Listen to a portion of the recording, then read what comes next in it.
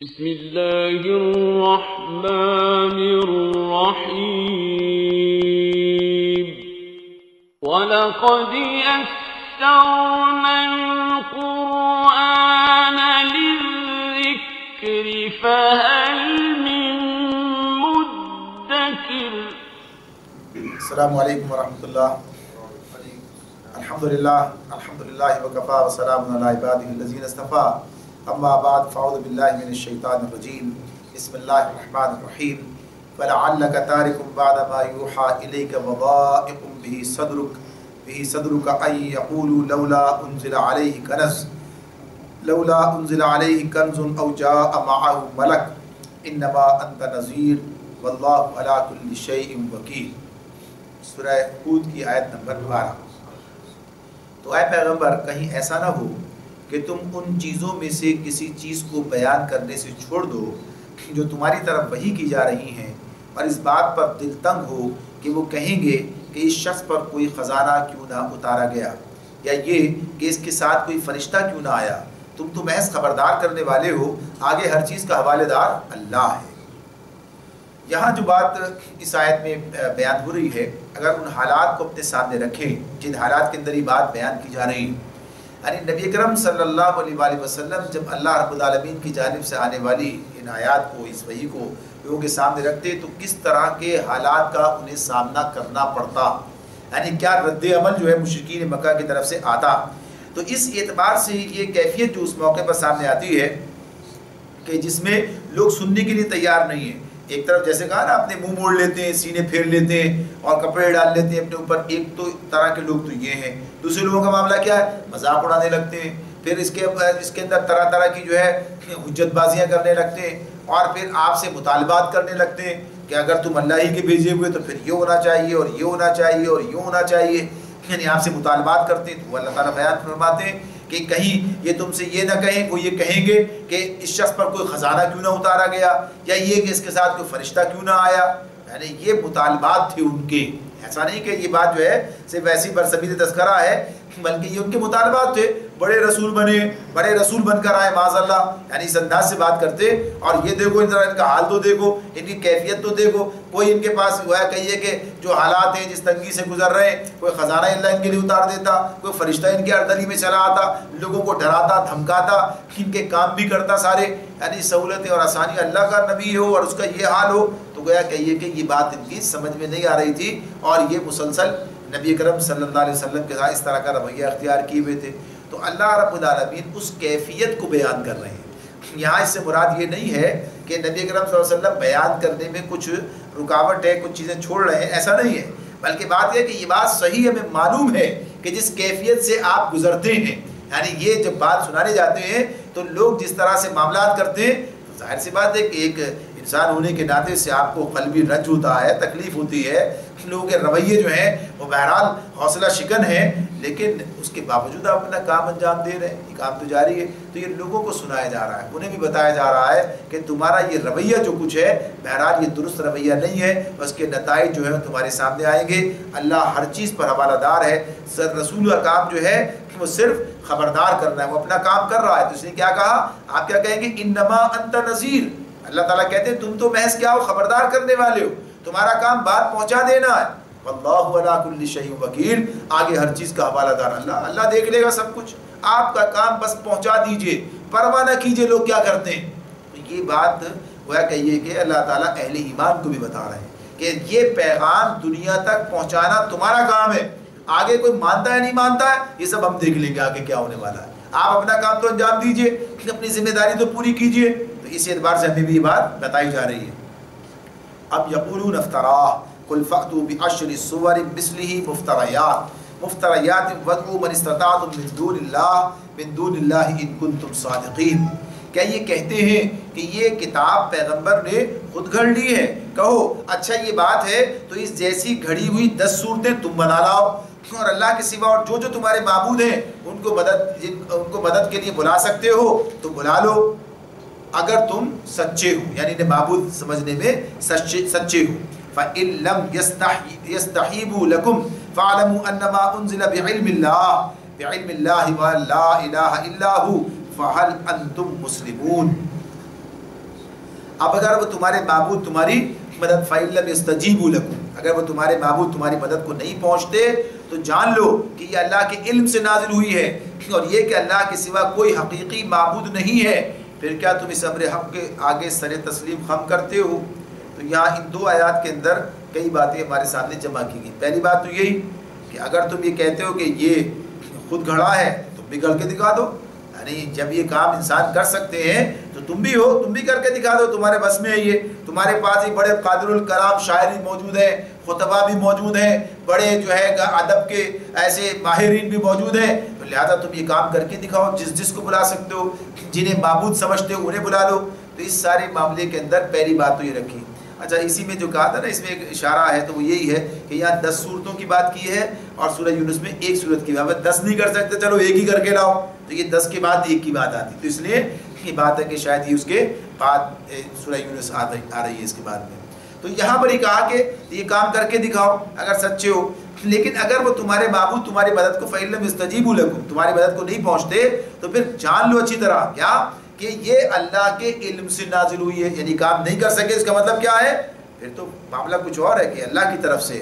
اور یہ بھی جان لو کہ یہ جنہیں تم نے معبود بنا رکھا اگر ہوتے تو تمہاری مدد کو آتے، کہ کوئی حیثیت ہوتی، کوئی حقیقت ان کی ہوتی تو کیا ہونا چاہیے تھا؟ پھر یہ تمہاری مدد کرتے، اس کلام کے مقابلے میں آتے، اس کلام کا رد لے کر آتے، یعنی اگر ان کے اندر کچھ دم ہے، اگر یہ کوئی حیثیت ان کی ہے، ارے کچھ بھی نہیں کر سکتے، ان کے اندر کوئی کچھ ہے ہی نہیں، ان کی کوئی حقیقت ہی نہیں ہے، تو اس کا مطلب کیا ہوا کہ حقیقی معبود صرف اللہ ہے، یعنی یہ بات بھی اسی سے دلیل نکال لی۔ پھر کیا تم تسلیم کرتے ہو اس بات کو؟ فَهَلْ أَنْتُمْ مُسْلِمُونَ پھر کیا تم مسلم بنتے ہو، مانتے ہو اس بات کو، اس امر حق کے آگے سر تسلیم خم کرتے ہو؟ تو یہ بات اللہ تعالیٰ سوالیت پوچھتے ہیں ان سے کہ یہ چیز تمہارے سامنے آ گئی، حقیقت واضح ہے، اب مانو نہ مانو تمہارا اپنا کام ہے۔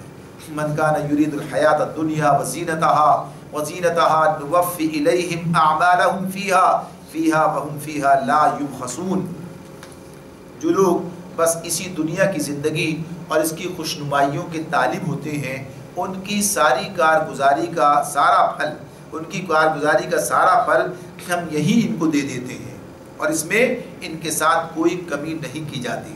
اولئک الذین لیس لہم فی الآخرۃ الا النار وحبط ما صنعوا فیہا وباطل ما کانوا یعملون۔ اور مگر آخرت میں ایسے لوگوں کے لیے آگ کے سوا کچھ نہیں ہے، وہاں معلوم ہو جائے گا کہ جو کچھ انہوں نے دنیا میں بنایا وہ سب ملیا میٹ ہو گیا، اور اب ان کا سارا کیا دھرا محض باطل ہے۔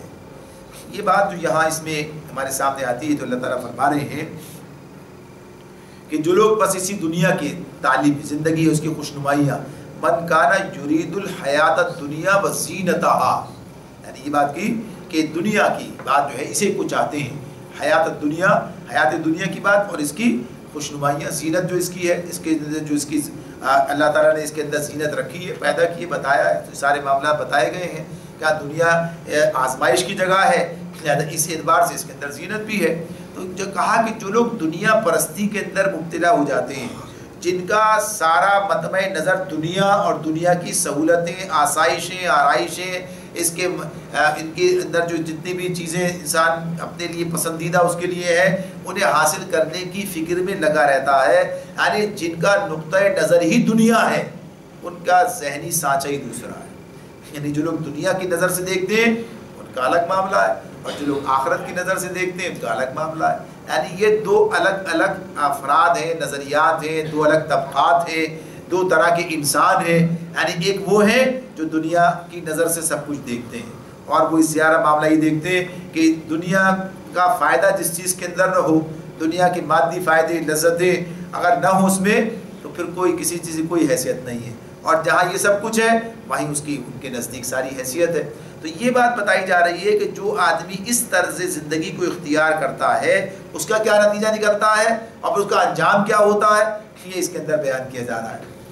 یہاں پر اس سورہ بنی اسرائیل کے اندر بھی اس بات کو اللہ رب العالمین نے وہاں پر بیان کیا ہے، اور وہاں کا من کان یرید العاجلۃ عجلنا له فیہا ما نشاء لمن نرید ثم جعلنا له جہنم یصلاها مذموما مدحورا ومن اراد الآخرۃ وسعى لها سعیها وهو مؤمن فاولئک کان سعیهم مشکورا وہاں دونوں طرح کے انسانوں کی بات جو اس طرح بیان کر کے پھر وہاں پر دنیا پرستوں کے لیے کیا کہا کہ جو دنیا چاہتا ہے تو اسے اب دیتے ہیں جتنا اس کو دینا چاہتے ہیں. یعنی یہ بھی کیا ہے اللہ کے اپنے فیصلے اور اس کی اپنی جو اس نے جو طے کر رکھا ہے اس نے اس کی تقدیر کے اعتبار سے اس کے مطابق ہی معاملہ کرتا ہے. ایسا نہیں ہے کہ جو دنیا پرست ہے اس کو دنیا جتنی وہ چاہتا ہے اتنی مل جائے.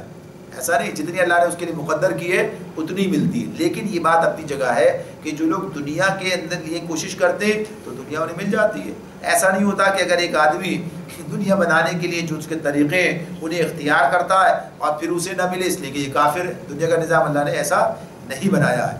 دنیا میں اللہ تعالیٰ جو کچھ چاہتا ہے اسے اس کے اعمال کا بدلہ دے دیتا ہے.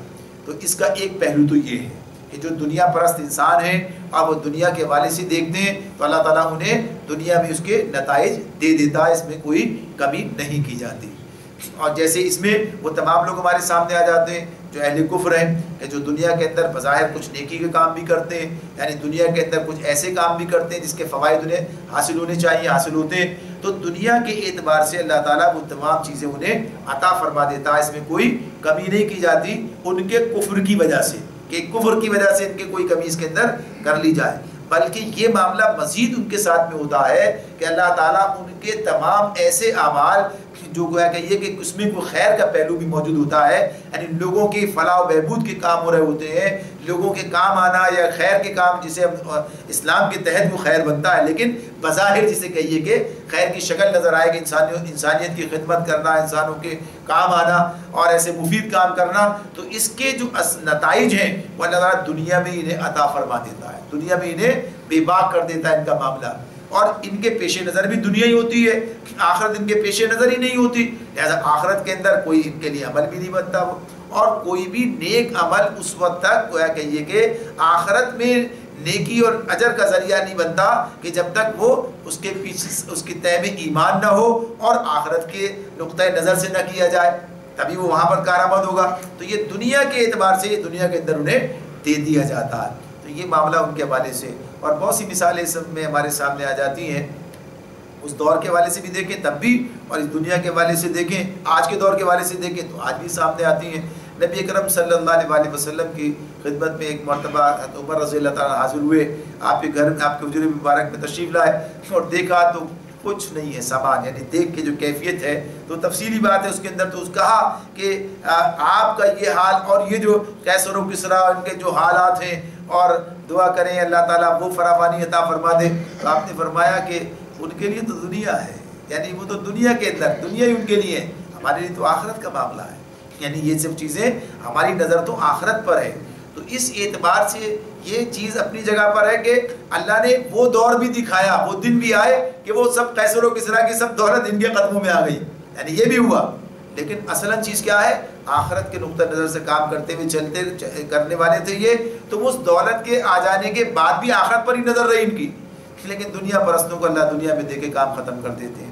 پھر اسی کے ساتھ ساتھ دوسری بات اس کے اندر یہ بھی بیان کی, یعنی اس آیت پر متعدد باتیں کی گئی, مفسرین نے کی ہے کہ آیا یہ اہل ایمان کا بھی کوئی معاملہ ہے اس کے ساتھ ہے, صرف اہل کفر کے حوالے سے بات ہو رہی ہے.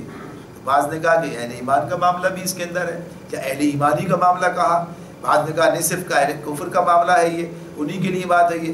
تو بنیادی طور پر اس میں اگر اہل ایمان بھی وہ رویہ اختیار کریں, یعنی جیسے کہا کہ کوئی آدمی دین کو اختیار کرتا ہے دنیا بنانے کے لیے, کوئی دین کے راستے پہ چلتا ہے دنیا بنانے کے لیے, ظاہر سی بات ہے اسے دنیا ملے گی, آخرت تو نہیں ملے گی. انما الاعمال بالنیات, اعمال کا دار و مدار نیت پر ہے. لہٰذا یہ بات بتا دی گئی ہے کہ جو لوگ دنیا کے لیے کام کرتے ہیں, تو حدیث سے جو چیز ہمارے سامنے آ جاتی ہے کہ اللہ رب العالمین آخرت میں ان لوگوں کو جنہوں نے دنیا کے اندر نیک عمل کیے اس لیے کہ دنیا میں انہیں اس کا صلہ ملے, دنیا میں ان کی ناموری ہو, یا دنیا انہیں تسلیم کرے ان کی حیثیت کو اس اعتبار سے, تو پھر آخرت میں ان کا معاملہ اسی طرح سامنے آئے گا کہ اللہ تعالیٰ ان سے کہہ دیں کہ تم نے اس لیے کیا کہ دنیا میں تمہیں یہ ملے, وہ مل چکا, تمہیں دنیا میں وہ ناموری ملی, تمہیں وہ سب کچھ ملا, لہذا معاملہ ختم, آج آخرت میں تمہارے لیے کچھ بھی نہیں ہے.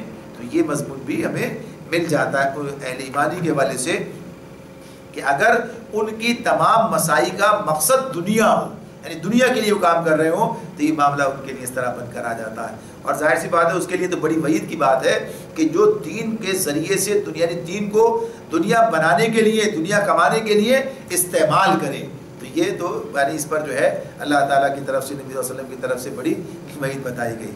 پھر اسی کے ساتھ دوسری آیت میں جو بات آ گئی ہے کہ اچھا ٹھیک ہے ان کا معاملہ مگر آخرت میں ایسے لوگوں کے لیے آگ کے سوا کچھ نہیں ہے, تو یہ کیا بات ہے؟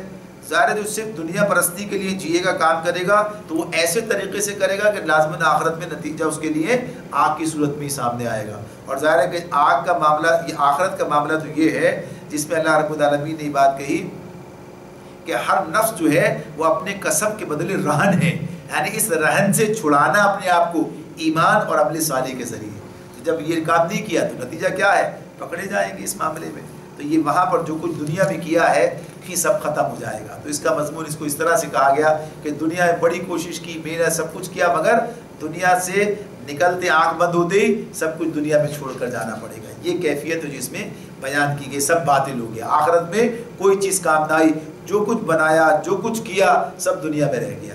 تو اب وہاں پر کیا ہے؟ باطل ہو گیا, بیکار ہو گیا سب کچھ. جس نے یہاں کام کیا اور پھر وہاں بھی اس کے کام آیا پھر تو بات ہے کہ اس کے لیے تو وہ کامیاب ہو گیا. تو یہ باطل کا اور اس کا معاملہ ہے کہ انسان کے کام آنے والی بات. افمن کان علی بینۃ من ربہ ویتلوہ شاہد منہ ومن قبلہ کتاب موسیٰ امام ورحمہ اولئک یؤمنون بہ ومن یکفر بہ من الاحزاب فالنار موعدہ فلا تک فی مریۃ منہ انہ الحق من ربک ولکن اکثر الناس لا یؤمنون. پھر بھلا وہ شخص جو اپنے رب کی طرف سے ایک صاف شہادت رکھتا تھا, اس کے بعد ایک گواہ بھی پر اللہ تعالیٰ کی طرف سے اس شہادت کی تائید میں آ گیا, اور پہلے موسیٰ کی کتاب رہنما اور رحمت کے طور پر آئی ہوئی بھی موجود تھی, کیا وہ بھی دنیا پرستوں کی طرح اس سے انکار کر سکتا ہے؟ ایسے لوگ تو اس پر ایمان ہی لائیں گے, اور انسانی گروہ میں سے جو کوئی اس کا انکار کرے تو اس کے لیے جس جگہ کا وعدہ ہے وہ دوزخ ہے. بس اے نبی تم اس چیز کی طرف سے کسی شک میں نہ پڑنا, یہ حق ہے تمہارے رب کی طرف سے, مگر اکثر لوگ نہیں مانتے. اس آیت میں جو بات بیان ہو رہی ہے یہ آگے بھی آئے گی ہمارے سامنے دوسرے انبیاء کے حوالے سے بھی, نوح علیہ السلام کے حوالے سے بھی آئے گی, اور اس کے علاوہ انبیاء کی طرف حوالے سے بھی آئے گی. اس میں جو بات کی جا رہی ہے پھر بھلا وہ شخص, الفاظ پر غور کیجئے, پھر بھلا وہ شخص جو اپنے رب کی طرف سے ایک صاف شہادت رکھتا تھا, اس کے بعد ایک گواہ بھی اللہ کی طرف سے آ گیا, یعنی اس کی تائید میں آ گیا, شہادت کی تائید میں آیا. اب ظاہر سی بات ہے کہ وہ اس پر ایمان کیسے نہیں لائے گا؟ آگے اس میں یا تو موسیٰ علیہ السلام کی کتاب کا ذکر بھی آ گیا, آگے یہ نہیں آئے گا, صرف دو باتوں پر بات ہوگی. تو بنیادی طور پر اس میں یہ بات بیان کی جا رہی ہے کہ انبیاء کے معاملے میں, انبیاء خود نبی صلی اللہ علیہ وسلم کے بارے میں بات ہو رہی ہے, آگے دیگر انبیاء کے بارے میں بات آئے گی کہ اللہ رب العالمین انہیں جو صلاحیت عطا فرماتے ہیں اور جو کام وہ کرتے ہیں, تو ان کا معاملہ کیا ہے کہ وہ اس کائنات پر غور کر کے اس معاملات پر نظر رکھتے ہوئے اس حقیقت کو پاتے ہیں, یعنی اس حقیقت کو, توحید کی حقیقت کو پاتے ہیں. اس کی تفصیل کو نہیں پاتے, اس کی حقیقت کو. جیسے نبی کرم صلی اللہ علیہ وسلم کا معاملہ ہمارے سامنے آتا ہے کہ آپ جو کچھ گمراہیاں تھیں ان گمراہیوں سے بیزار تھے, آپ سمجھ رہے تھے سب کچھ غلط ہے, یعنی آپ کو یہ معلوم تھا کہ سب جو کچھ ہو رہا ہے یہ سارے جو معبود بنا رکھے ہیں سارے معاملات کیا ہیں, یہ ایسے نہیں جیسے سمجھ رہے ہیں آپ نے, اس اعتبار سے کہ ایسا نہیں ایسا ہونا چاہیے. یعنی یہ معاملات کیا ہے, کوئی ایک خالق ہے, مالک ہے, بنایا ہے, کوئی مقصد ہوگا, کوئی چیز ہے, یہ ساری کائنات جیسے نظر آتی ہے, غور و فکر کرتے ہیں, تدبر کرتے ہیں اس میں, تو بہرحال کوئی ایک نقشہ بنتا ہے, کوئی بات سمجھ میں آتی ہے, لیکن تفصیل نہیں ہے. لیکن اب اس کے بعد ایک گواہ بھی آ گیا. گواہ کیا آ گیا؟ یعنی اب یہ قرآن نازل ہو گیا, اب یہ کتاب آ گئی, اب یہ پیغام آ گیا, اور اس نے وہی بات بتائی کہ ہاں یہ سب کچھ جو ہے غلط ہے یہ, اور صحیح یہ ہے کہ ایک اللہ ہے جس نے بنایا ہے. پوری بات اور پوری تفصیل جو ہے اس حوالے سے اب وہ تفصیلات سامنے آ گئی تو انسان کیا کہتا ہے, ہاں بالکل دیکھو میں یہی سوچ رہا تھا, میں یہی سوچ رہا تھا کہ ایسا ہونا ہے, میں اسی اعتبار سے. تو آدمی جب غور کرتا ہے تو کچھ چیزیں اسے سمجھ میں آتی ہیں. یہ بات اپنی جگہ ہے کہ ہاں انسان پوری بات نہیں سمجھ سکتا, لیکن جب کائنات پر غور کرتا ہے, حقیقت کو دیکھتا ہے, دنیا کے احوال دیکھتا ہے, تو کچھ نہ کچھ اس کی سمجھ میں بات آتی ہے. تو یہی بات ہے جو یہاں پر بتائی جا رہی ہے کہ میں تو پہلے سے یہ بات سوچ رہا تھا, اور اب تو ایک گواہ بھی آ گیا, بات ہی پکی ہو گئی. یعنی پہلے بھی میں تمہاری ساری بے بنیاد چیزوں سے بالکل سمجھ رہا تھا، سب غلط باتیں، سب جو ہے بے حقیقت چیزیں، اپنے ہاتھوں سے بنانا، مٹی کے بت بنانا، انہیں پوجنا، اور پھر جو نظامی زندگی ہے کیا ظالم اور مظلوم سب برابر فلاں، یہ مختلف چیزیں یعنی سب پر بات ہو سکتی ہے. تو اس اعتبار سے یہ ان کا اپنی نظر کا معاملہ ہے. تو اللہ رب العالمین یہ بات بتاتے ہیں کہ پہلے سے ان کے ساتھ یہ معاملہ تھا، اب جب کہ یہ بھی آ گیا تو اب کیسے وہ اس کا انکار کر سکتا ہے. یعنی جو لوگ، اچھا اب یہ تو رسول کی بات ہو گئی، لیکن کچھ لوگ اور بھی ہیں جو یہ ہمارے سامنے ان کی بات، جیسے حنفاء کا معاملہ آتا ہے اور نبی صلی اللہ علیہ وسلم کے دور میں ہی، کہ ایسے چند لوگ اور بھی تھے جو کہ بات جانتے تھے کہ سب کچھ ٹھیک نہیں ہو رہا جو کچھ ہو رہا ہے، اور وہ پہچانتے تھے کہ ابراہیم کا رب اور اس حوالے سے، اور یہ نہیں جانتے تھے کہ اس کا عبادت کرنے کا کیا طریقہ ہے، وہ کیا چاہتا ہے، اس کا کیا مقصد ہے پیدا کرنے کا. لیکن یہ بات یہ سب غلط ہے. تو جب ان کے پاس یہ پیغام آیا یہ آ جائے، یا جو سعید روحیں تھی جو سمجھتی تھی یہ سب غلط ہے، تو گویا کہیے کہ بعض لوگ ایسے ہیں جنہیں ایمان لانے میں کوئی تعامل ہی نہیں ہوا، یعنی گویا کہیے ان کے ضمیر کی، ان کے وجدان کی آواز تھی یہ، کہ انہوں نے اس آواز کو فوراً پہچان لیا اور کہا کہ یہی بات تو ٹھیک ہے، یہی تو ہے اس بات کو جو بات بیان کی جا رہی ہے. تو اس طرح سے گویا کہیے کہ اللہ کی طرف سے یہ ایک مدد ان کی ہے. تو فرمایا اب جو لوگ ایمان نہیں لائیں گے وہ دوزخ میں جائیں گے، ان کے لیے دوزخ کا معاملہ ہے. پر اکثریت کا معاملہ کیا ہے کہ وہ مانتی نہیں ہے. امن اظلم ممن افترى على الله كذبا اولئك يعرضون على ربهم ويقول الاشهاد هؤلاء الذين كذبوا على ربهم الا لعنة الله على الظالمين. اور اس شخص سے بڑھ کر ظالم اور کون ہوگا جو اللہ پر جھوٹ گھڑے. ایسے لوگ اپنے رب کے حضور پیش ہوں گے اور گواہ شہادت دیں گے کہ یہ ہیں وہ لوگ جنہوں نے اپنے رب پر جھوٹ گھڑا تھا. سنو اللہ کی لعنت ہے ظالموں پر. یعنی کہاں کا تذکرہ ہو رہا ہے؟ اب یہ آخرت کی بات ہو رہی ہے. آخرت کی بات یہ کہ جب آخرت کے دن یہ سارے معاملات ہوں گے، جنہوں نے جھوٹ گھڑے، جھوٹ گھڑنے سے مراد کیا ہے؟ یعنی جب انہوں نے اللہ کے کچھ شریک ٹھہرا دیے، اللہ کے کچھ کہ اللہ کی طرف سے یہ بات ہے، اللہ پر جھوٹ گھڑ رہے ہیں. اللہ نے تو یہ بات نہیں کہی ہے، یا یہ کہ اللہ کو کوئی دلچسپی نہیں ہے کہ لوگ کس راستے پر چلتے ہیں، اللہ نے کوئی ہدایت نہیں بھیجی کسی کے لیے، اب جو دل میں آئے وہ کرتے چلے جاؤ. تو یہ اللہ پر جھوٹ گھڑنے کی بات ہے. تو کہا کہ قیامت کے دن، حشر کے دن جو ہے، ابھی سارا معاملہ جو سامنے آئے گا حشر کے دن، تو اب اپنے رب کے حضور پیش ہوں گے تو گواہ شہادت دیں گے کہ یہ ہیں وہ لوگ جنہوں نے یہ باتیں کری تھی، یہ ساری باتیں جنہوں نے کی تھی. تو کیا کہا؟ لعنت ہے اللہ کی ظالموں پر. تو شرک بھی ظلم ہے، اور جنہوں نے اپنے ذات کے ساتھ ظلم کیا. الذین یصدون عن سبیل اللہ ویبغونها عوجا وهم بالآخرۃ هم کافرون. ان ظالموں سے، یعنی جن کا تذکرہ ہو رہا ہے ان ظالموں پر، یعنی لعنت کی بات ہوئی ان ظالموں پر جو اللہ کے راستے سے لوگوں کو روکتے ہیں اور اس کے راستے کو ٹیڑھا کرنا چاہتے ہیں اور آخرت کا انکار کرتے ہیں. یعنی سیدھا راستہ جو اللہ کی طرف سے آیا ہے، نہ اس پر عمل کرنے کے لیے تیار ہیں اور نہ دوسروں کو اس پر عمل کرنے کے لیے یعنی ان کے لیے کوئی سہولت پیدا کریں، بلکہ الٹا راستے میں رکاوٹیں ڈالتے ہیں. کیا چاہتے ہیں؟ یہ راستہ کھوٹا ہو جائے، اس پر یہ آگے دعوت کا یہ عمل آگے نہ بڑھنے پائے. یہ جو رائے ہدایت ہے جو اللہ کی طرف سے آئی ہے کہ ان کی مرضی کے مطابق ٹیڑھی ہو جائے جیسے وہ چاہتے ہیں. یعنی اس کے اندر بھائی یہ کیا ہے، سارے یہ تو بالکل روکھی پھیکی، ذرا کچھ اس کے اندر کچھ چاشنی ہونی چاہیے، کچھ اس کے اندر اور چیزیں ایسی ہونی چاہیے، ذرا کچھ رعایت ہونی چاہیے، کچھ مزے ہونے چاہیے، کچھ لطف و لذت کی بات ہونی چاہیے. یعنی اپنی پسند کے اعتبار سے اپنے طور پر جو ہے تو چاہتے کہ ٹیڑھا کرتے ہیں اس کو، اور اپنی خواہشات کی بنیاد جو چاہتے ہیں، جو کرنا چاہتے ہیں. تو یہ کہا کہ یہ ان کا معاملہ ہے. اولئک لم یکونوا معجزین فی الارض وما کان لهم من دون اللہ من اولیاء یضاعف لهم العذاب ما كانوا یستطیعون السمع وما كانوا یبصرون. وہ زمین میں اللہ کو بے بس کر دینے والے نہ تھے. وہی بات آخرت کی ہو رہی ہے وہیں سے کہ وہ زمین میں اللہ کو بے بس کرنے والے نہ تھے اور نہ اللہ کے مقابلے میں ان کا کوئی حامی تھا. انہیں اب دوہرا عذاب دیا جائے گا. وہ نہ کسی کی سن ہی سکتے تھے اور نہ خود ہی انہیں کچھ سوجھتا تھا. یعنی یہ ان کی کیفیت ہے بیان کی جا رہی ہے. تو اللہ تعالیٰ فرماتے ہیں کہ یہ دوہرا عذاب کس بنیاد پر ہوگا؟ ایک تو یہ کہ خود برے یعنی غلط راستہ اختیار کیا، دوسرے اب اس کی میراث دوسروں کے لیے چھوڑ کے آئے. ظاہر ایک آدمی صرف خود ہی گمراہ نہیں ہوتا بلکہ اپنے ساتھ والوں کو بھی گمراہ کرتا ہے. یعنی ایک گھر ہے، باپ ہے، اولاد کو کیا ورثہ دے رہا ہے؟ یعنی وہی تعلیم دے رہا ہے، اسی کی طرف لے کے جا رہا ہے. اور بھی طریقے گویا کہیے کہ گناہوں کے اور خرابیوں کے چھوڑ کر جانا دنیا کے اندر، تو اس کے نتیجے میں کہ وہ وراثت ہی گناہ کی چھوڑی، تو یہ بھی ان کے لیے دوہرا عذاب ہے. اولئک الذین خسروا انفسهم وضل عنهم ما كانوا یفترون. یہ وہ لوگ ہیں جنہوں نے اپنے آپ کو خود گھاٹے میں ڈالا اور وہ سب کچھ ان سے کھویا گیا جو انہوں نے گھڑ رکھا تھا. یعنی جو باتیں انہوں نے سوچ رکھی تھی، جو باتیں انہوں نے خود اپنے طور پر بنا رکھی تھی یا کسی سے سن کر اس پر جو ہے گویا کہ یہ اپنے دل میں بنا لی تھی، وہ کیا ہوا وہاں پر؟ سب ختم ہو گیا. جس کا سہارا سمجھ رہے تھے کوئی سہارا دینے والا نہ آیا، کوئی مدد کرنے والا نہ آیا. یہ سوچ رہے تھے کہ ایسے کام چل جائے گا، ویسے کام چل جائے گا، یہ سارے تصورات جو تھے وہاں جا کر سارے ختم ہوئے، باطل ثابت ہوئے. وہاں جا کے پتہ چلے گا نا، یہاں کہنے سے کیا ہوتا ہے. آدمی کہتا رہے یہ ہوگا یہ ہوگا یوں ہو جائے گا، وہاں جائے گا تو پتہ چلے. تو اللہ تعالیٰ یہ بات بتا رہے ہیں کہ جنہوں نے جھوٹ گھڑے، اور جھوٹ کیا ہے؟ جس چیز کی کوئی دلیل قرآن و سنت میں نہ ملے وہ سب جھوٹ ہے. جس کی دلیل قرآن و سنت میں نہ ملے وہ جھوٹ ہے، جو انسان دین کے نام پر کہہ رہا ہوتا ہے. تو اس اعتبار سے کہہ دیا اللہ تعالیٰ نے کہ لا جرم انہم فی الآخرۃ ہم الاخسرون، ناگزیر ہے کہ وہی آخرت میں سب سے بڑھ کر گھاٹے میں رہیں. یہ ان کی کیفیت ہے.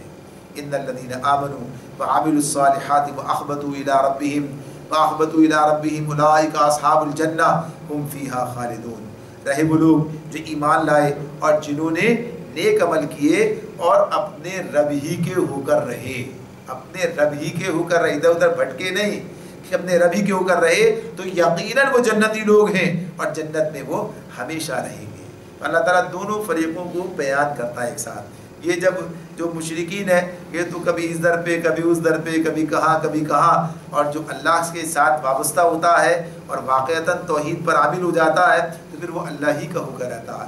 ایاک نعبد و ایاک نستعین، تیری ہی عبادت کرتے اور تجھی سے مدد مانگتے ہیں. یعنی ہر رشتہ تیرے ہی ساتھ ہے، تیرے ہی غلام، تیرے ہی بندے، اور تجھی سے اپنے سارے معاملات کے لیے تیری طرف دیکھتے اور رجوع کرتے. تو فرمایا کہ جو اللہ ہی کے ہو کر رہے تو پھر جنت میں جائیں گے. پھر مثل الفریقین کالاعمی والاصم والبصیر والسمیع هل یستویان مثلا افلا تذکرون.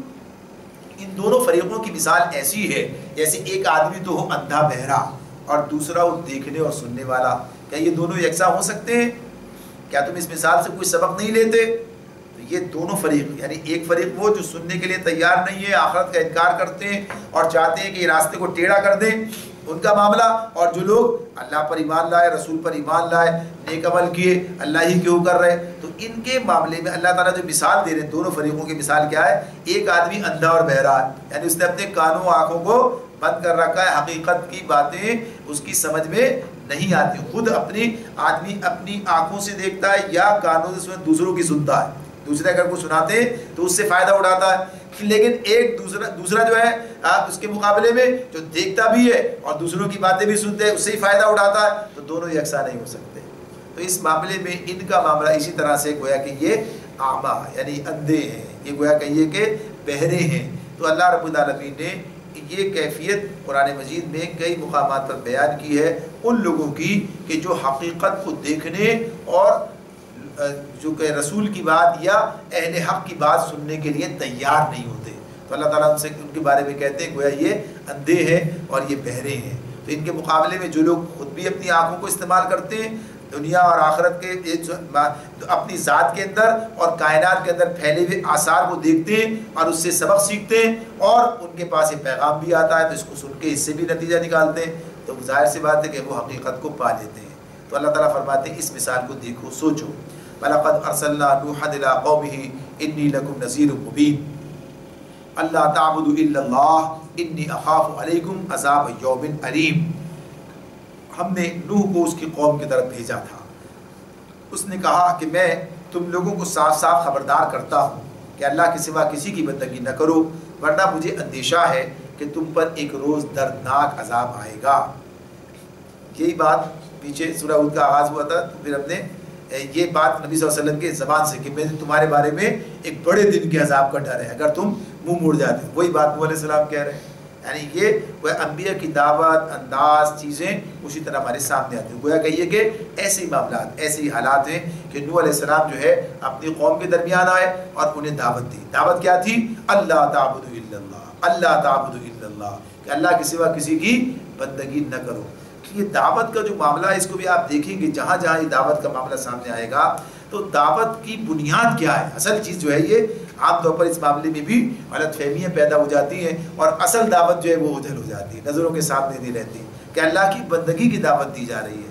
اس سے مراد کوئی خاص عمل کرنے کا معاملہ نہیں کیا کہ بھائی نماز کی دعوت ہے، زکوٰۃ کی دعوت ہے، حج کی دعوت، بلکہ کیا ہے بالکلیہ اللہ کی بندگی کرنے یعنی اللہ کے بندے بننے کی دعوت دی جا رہی ہے۔ جب انسان اللہ کا بندہ بن جائے گا تو بندگی کرے گا اور بندگی میں سارے اعمال آ جائیں گے، سارے عمل کرے گا، ہر چیز کرے گا، یعنی یہ معاملہ ہے۔ یعنی صرف ایک پہلو سے کسی ایک حوالے سے بندگی کی بات نہیں ہو رہی ہے، پوری زندگی میں اللہ کی بندگی اختیار کرنے کا معاملہ ہے۔ اور ویسے بھی عبادت کی بات مفہوم آپ کے سامنے آ چکا ہے، تو وہ کہتے ہیں کہ میں تمہارے لیے ایک کھلا ہوا جو ہے نذیر ہوں، یعنی یہ جو ہے صاف صاف خبردار کرنے والا ہوں، اور خبردار کیا کر رہا ہوں کہ ایک اللہ کے سوا کسی کی بندگی نہ کرو، اور میں تمہارے حق میں ایک بڑے دن کے ایک دن کے عذاب سے جو کہ دردناک عذاب ہے اس سے ڈرتا ہوں، کہ تمہیں کہیں مجھے اندیشہ ہے کہ تم پر ایک روز دردناک عذاب آ جائے گا۔ تو یہ اگر اسی روش پر چلتے رہے، فقال الملأ الذين كفروا من قومه ما نراك الا بشرا مثلنا وما نراك اتبعك الا الذين هم اراذلنا بادي الرأي وما نرى لكم علينا من فضل بل نظنكم كاذبين۔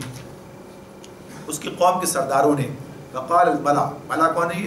سردار ہے، اس کی قوم کے سرداروں نے جواب میں کہا، جنہوں نے اس کی بات ماننے سے انکار کر دیا تھا، انہوں نے کہا کہ ہماری نظر میں تو تم اس کے سوا کچھ نہیں ہو کہ بس ایک انسان ہو ہم ہی جیسے۔ جواب میں اس کی قوم کے سردار جنہوں نے اس کی بات ماننے سے انکار کیا تھا بولے ہماری نظر میں تو تم اس کے سوا کچھ نہیں کہ بس ایک انسان ہو ہم جیسے، اور ہم دیکھ رہے ہیں کہ ہماری قوم میں سے بس ان لوگوں نے جو ہمارے ہاں اراذل تھے بے سوچے سمجھے تمہاری پیروی اختیار کر لی ہے، اور ہم کوئی چیز بھی ایسی نہیں پاتے جس میں تم لوگ ہم سے کچھ بڑے ہوئے ہو۔ یہ بات ان کے قوم کے سرداروں نے کہی۔ اب اس کے اندر جو بات ہمارے سامنے آتی ہے، اب یہ بات بھی کئی مقامات پر سامنے آئے گی، جس میں جو انہیں کہیے کہ جو غلط فہمی لاحق ہوتی ہے لوگوں کو، وہ یہ لاحق ہوتی ہے کہ یہ شخص جو ہمارے درمیان پیدا ہوا، ہم اس کے آباء و اجداد کو جانتے ہیں، ہم اس کی پوری سارے سب خاندان ہمارے سامنے، تو ایک انسان جو ہے یہ کیسے رسول ہو سکتا ہے؟ ایک جو ہماری طرح کھاتا ہے پیتا ہے، بیوی بچے ہیں اس کے پورا سلسلہ نسب سب کچھ ہے اس کا معاملہ، یہ کیسے ہو سکتا ہے؟ اللہ کا رسول تو کوئی ایسی چیز ہونا چاہیے کہ جس کا تعلق اس سے نہ ہو۔ اچھا اب آپ دیکھیے اس معاملے میں اب بھی جو غلط فہمی پائی جاتی ہے، اس حوالے سے لوگ اس بات کو بیان کرتے ہیں، دیکھو یہ کون کہہ رہا ہے؟ یہ تو منکرین کہتے ہیں کہ تم جو ہے کچھ نہیں ہو ہم جیسے انسان ہو۔ تو اس کے جواب میں کبھی بھی یہ نہیں کہا، کوئی ایک مقام بھی آپ کو صرف ایک جملہ تو نہیں ہے، اس کا جواب بھی تو یہ سوال ہے، یہ ابھی کہہ رہے ہیں اس کا جواب بھی آگے آئے گا، تو کہیں بھی یہ جواب آپ کو نہیں ملے گا اس کے اندر یہ بات کہی گئی ہو تمہیں غلط فہمی ہو گئی ہے کہ تم ایسا سمجھ رہے ہو، بلکہ دیکھو اس حوالے سے کہاں یہ تمہاری طرح کی بات ہے، یعنی ایسا تو نہیں ہے، بلکہ جواب جو آتا ہے وہ کیا آتا ہے کہ یہ بات ٹھیک ہے کہ میں تمہاری طرح انسان ہوں، مگر جو فرق ہے تمہارے اور میرے درمیان وہ کیا ہے؟ میرے پاس وہ پیغام آیا ہے جو تمہارے پاس نہیں آیا۔ میں اللہ کی طرف سے پیغمبر ہوں، میں اللہ کا رسول ہوں، میں اس کا نمائندہ ہوں، میرے پاس وحی آتی ہے، میرے پاس علم ہے، میں آنکھوں والا ہوں، تم نابینا ہو میرے مقابلے میں، یہ چیزیں آئیں گی سامنے۔ تو اس اعتبار سے یہ گویا کہیے کہ یہ ابھی تو ایک الگ بحث ہے، ایک الگ گفتگو ہے، اس کو دیکھا جائے کہ یہ جو ہے اللہ رب العالمین نے جو انسانوں کو بنایا ہے تو انسانوں کی رہنمائی کے لیے انسانوں ہی کو اللہ تعالیٰ نے منتخب کیا ہے، اور یہ اسی اعتبار سے کہ وہی ان کے لیے نمونہ بن سکتے ہیں، وہی ان کے لیے۔ تو یہ پہلا اعتراض ہے جو انہوں نے کیا نوح علیہ السلام پر، یہ مشرکین مکہ بھی کر رہے تھے، یہی وہ باتیں کر رہے تھے، تو بتایا کہ یہ بات کہتے ہیں، تو انہوں نے کہا ایک اعتراض یہ کیا کہ تم بس ایک انسان ہو ہی جیسے، دوسرا اعتراض کیا کیا؟ ہم دیکھ رہے ہیں کہ ہماری قوم میں سے بس ان لوگوں نے جو ہمارے ہاں اراذل یعنی اراذلنا جو نچلے طبقے، ان کے نزدیک جو کہیے کہ مال و متاع کے اعتبار سے یا اس اسٹیٹس کے اعتبار سے غلام ہیں، غریب لوگ ہیں، یہ لوگ آپ کے ساتھ آئے ہیں، انہوں نے جو ہے بے سوچے سمجھے تمہاری پیروی اختیار کر لی ہے، اور اب کوئی بھی ایسی چیز نہیں دیکھتے، کوئی ایک معاملہ جس میں تم ہم سے بڑے ہوئے ہو، تو یہ چیز کو کیا دیکھ رہے تھے؟ دنیاوی مال و اسباب سے ناپ رہے تھے، ورنہ تو جو کلام آپ کے پاس ہے، جو باتیں آپ بتا رہے ہیں، جو چیزیں آپ بیان کر رہے ہیں، جو کردار آپ کے پاس ہے، جو اخلاق آپ کے پاس ہے، جو لوگ آپ پر ایمان لاتے ہیں ان کے اندر جو تبدیلیاں آتی ہیں، اس کا کوئی متبادل ان کے پاس نہیں ہے، لیکن یہ دنیا سے ناپ رہے ہیں۔ مال و متاع سے ناپ رہے ہیں. تو یہ کیفیت جو ان کی ہے تو یہی ان کا معاملہ تھا. اچھا یہاں پر یہ بات سامنے رہے کہ یہی مشرکین مکہ بھی یہی اعتراضات کرتے تھے. آگے بات آ رہی ہے یہ بات اس میں کہ جب اس میں یہ بات آئے گی وہ کہتے تھے کہ یہ اپنی طرف سے کوئی نہ کوئی ایسی باتیں کر کے جو ہم پر ویسے چوٹ نہیں کر سکتے تو مثال بنا کر لے آتے ہیں. اصل میں بات وہی تھی لیکن ان پر وہ مثال پوری اتر رہی تھی. یعنی پہلے قوموں کے ساتھ جو معاملات تھے وہ انہوں نے بھی کیے. اور یہ بات بھی کہ یہ جو چیز کے اندر آ رہی ہے دوسری بات جو دوسرا اعتراض ہے اس اعتراض کے معاملے میں یہ بات سامنے رہنی چاہیے کہ انبیاء کا جو طریقہ ہے یعنی ان پر جو اس دعوت کا جو طریقہ ہے اس کا جو معاملہ ہے اس کا آغاز ایسے ہی ہوا کرتا ہے. تو غالباً ہرقل کے بارے میں کہا گیا ہے کہ جب اس کے پاس یہ پیغام پہنچا نبی کرم صلی اللہ علیہ وسلم کا کہ یہ آپ کا دعوت نامہ پہنچا اسلام کی طرف دعوت دی کہ اسلام قبول کر لو تو اس نے کہا کہ ذرا دیکھو کوئی یہاں اپنی جہاں پر وہ موجود ہے جس شہر کے اندر اپنے ملک میں ذرا کچھ عرب کے لوگ جہاں سے پیغام آیا ہے یہاں کے کچھ لوگ اگر مل جائیں تو ان کو لے کر آؤ. تو پتہ چلا کہ عرب کے لوگ جو تاجر تھے موجود ابو سفیانی کی بات آتی ہے کہ وہ جو ہے وہاں موجود تھے بلائے گئے اور اب ان کے سامنے پوچھا اس نے یہ جب کچھ دعوت نامے اس کے مطابق کچھ نہ کچھ پہلے پڑھ چکا تھا اس حوالے سے نبی صلی اللہ علیہ وسلم کے بارے میں کہ ہاں نبی آنے والے ان کی یہ علامات ہیں یہ چیزیں تو جاننا چاہا. اب بلا کر پوچھا تو مختلف جو سوالات کیے ان میں سے ایک سوال یہ بھی تھا کہ ان پر ایمان لانے والے لوگ کون ہیں, کیا غریب لوگ ہیں یا امیر بڑے لوگ ہیں؟ تو کہا جی غریب لوگ ہیں. تو اس نے جواب دیا انبیاء کا یہی شان ہوتی ہے کہ ان پر پہلے غریب لوگ جو ہیں وہ ایمان لاتے ہیں, اس حساب سے وہ سچے نبی معلوم ہوتے ہیں. غرض یہ کہ اور بھی باتیں اس نے کی اور یہ کہتا رہا کہ یہ ایسا ہی ہے ایسا ہی ہوتا ہے ایسا ہی ہوتا ہے اور اس کے بارے میں کہا جائے شاید ایمان لاتا, لیکن جب اس نے دیکھا کہ یہ قوم کا مزاج بگڑا ہوا ہے تو وہ ایمان نہیں لایا ساری باتیں کہنے کے باوجود. تو غرض یہ کہ اس میں یہ بات بھی آ گئی کہاں ایسا ہی ہوا کرتا ہے یعنی معاملات جو ہیں. تو پھر وہ جو ہے کہتے ہیں کہ یہ تمہارا یہ انہیں کمزوری بتا رہے ہیں حالانکہ یہ طریقہ ہے. قال یا قوم ارأيتم ان كنت على بينة من ربي وآتاني رحمة من عنده فأميت عليكم أنلزمكموها وأنتم لها كارهون.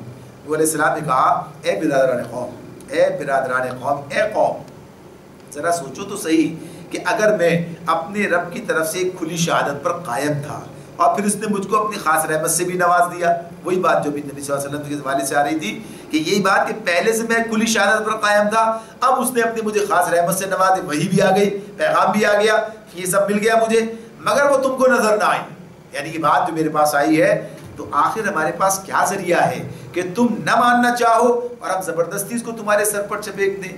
ارے تم نہیں ماننا نہ مانو ٹھیک ہے لیکن ہمیں تو پہلے سے اس بات کا ہم سوچ رہے تھے سمجھ رہے تھے کہ یہ سب غلط ہے جو تم کر رہے ہو اور اللہ کی طرف سے بھی پیغام ہمارے پاس آ گیا, یہ وہی آ گئی جس نے سب چیز کی تصدیق کر دی تو اب تم نہیں مانتے تو اب کوئی زبردستی نہیں کی جا سکتی.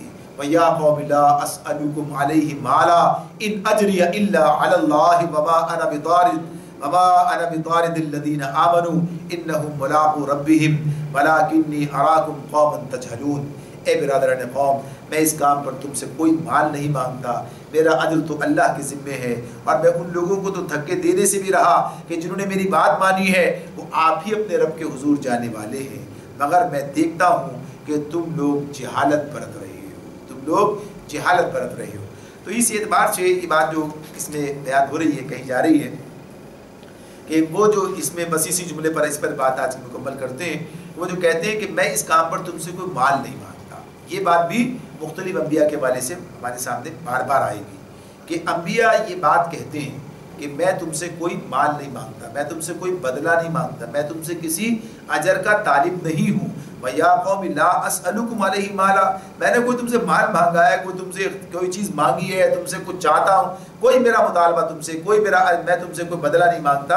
إِنْ أَجْرِيَ إِلَّا عَلَى اللَّهِ یہ کام بھی ایسا بھی نہیں ہے کہ میں بس یہ ویسے ہی کر رہا ہوں, یہ میرا اجر ہے اللہ کے ذمے, یعنی مجھے اس کام کا بدلہ کون دے گا؟